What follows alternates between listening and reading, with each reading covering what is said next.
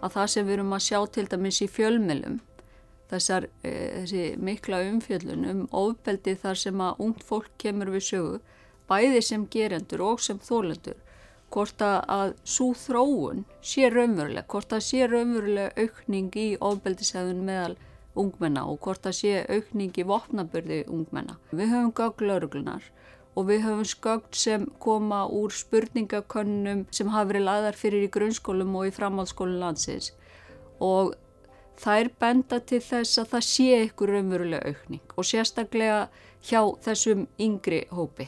Það eru ýmsar ástæður fyrir því af hverju einn unglingur frekar en annar beitir ofbeldi eða tekur með sér vopn í skólan. Einhverjir samfélagslegir þættir sem að ýta undir þessa aukningu núna? Það svo önnur spurning sem að við þurfum að skoða betur og það eru svona ýmsir þættir sem koma til greina. Einn til dæmis bara að við erum að koma úr mjög erfiðu tímabili, COVID-tímabili, sem var sérstaklega erfið tímabil fyrir ungt fólk. Félagsleg einangrun hafði mikil áhrif á mikið af þessu unga fólki.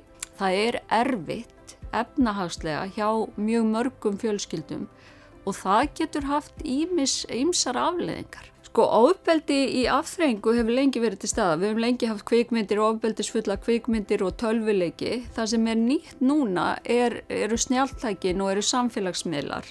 Allir unglingar eru með síma á sér, alltaf.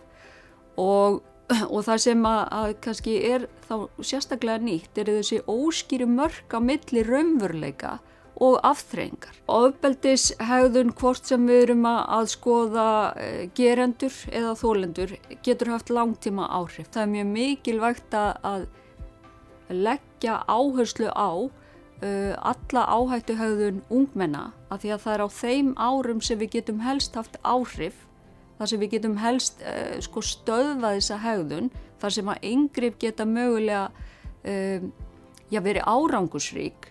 Af því að ef ekkert gert, að þá hættan á að hegðunin haldi áfram inn í fullorðinsárin eða bara hafi svona skaðlegar afleiðingar fyrir andlega heilsu fólks á fullorðinsárum. Þetta einmitt verkefni fyrir foreldra, skólan, frístundina og stjórnvöld. Það engin einn aðili í okkar samfélagi sem að fara að leysa þetta verkefni. Það þurfa að koma margir aðilar að borðinu og við höfum bara reynslu af því hér á Íslandi að fara í átak þar sem margir aðilar komi að borðinu